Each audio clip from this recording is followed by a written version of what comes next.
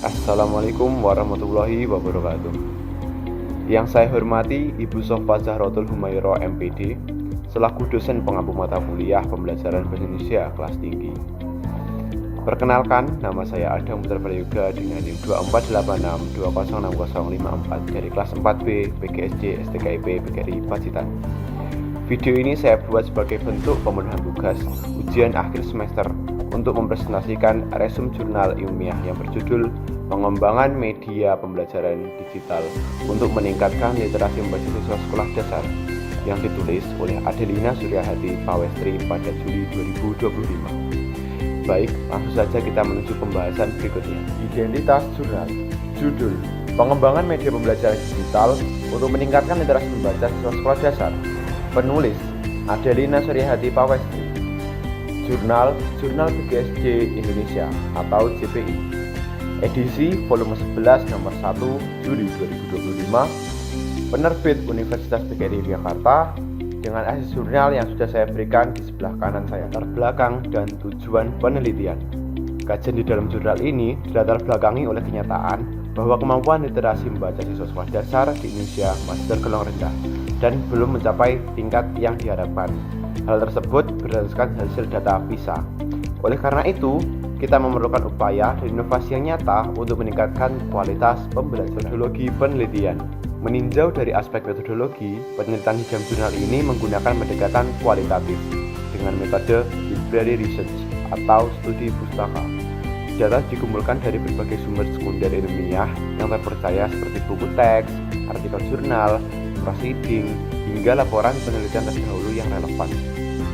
Proses analisisnya dilakukan secara runtut dan sistematis melalui 5 tahapan utama, dimulai dari pengumpulan literatur, seleksi ketat dokumen dan topik, pengolahan data menggunakan teknik analisis isi atau content analisis, penafsiran data secara deskriptif kualitatif, hingga penerapan triangulasi sumber untuk memastikan bahwa data ditarik benar-benar valid dan hasil penelitian dan temuan media.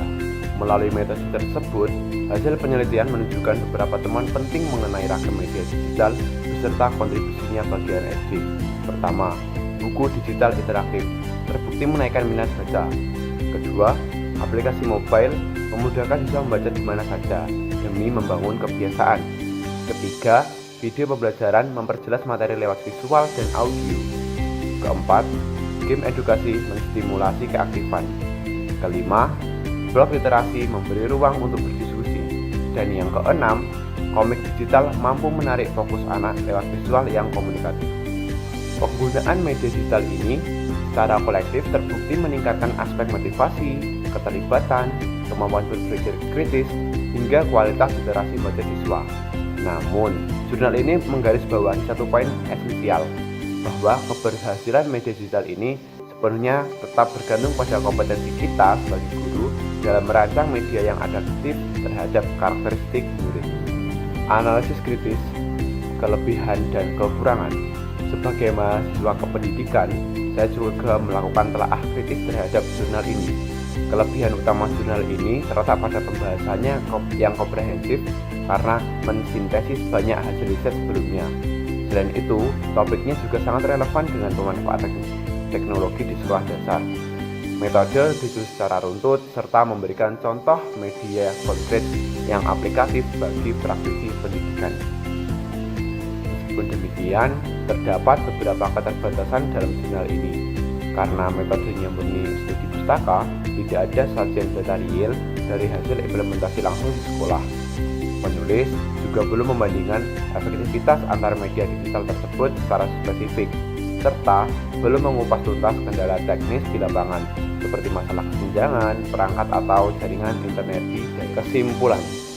Sebagai kesimpulan akhir di resum ini, penggunaan media pembelajaran digital terbukti memberikan kontribusi yang positif terhadap kemampuan literasi membaca anak di sekolah dasar. Media digital berhasil menciptakan pengalaman belajar yang jauh lebih interaktif, menyenangkan, dan relevan bagi siswa-siswa masa kini. Imbasnya, motivasi belajar anak meningkat, interaksi guru dan siswa menguat, serta kelas menjadi lebih aktif. Sekian presentasi dari saya. Terima kasih telah menyimak video dari awal hingga akhir. Saya sangat terbuka dan mengharapkan adanya masukan, saran, maupun pertanyaan. Mohon maaf jika terdapat kekurangan atau kekeliruan kata sepanjang saya menyampaikan presentasi ini. Terima kasih banyak. Billahi taufiq wal hidayah. Wassalamualaikum warahmatullahi wabarakatuh.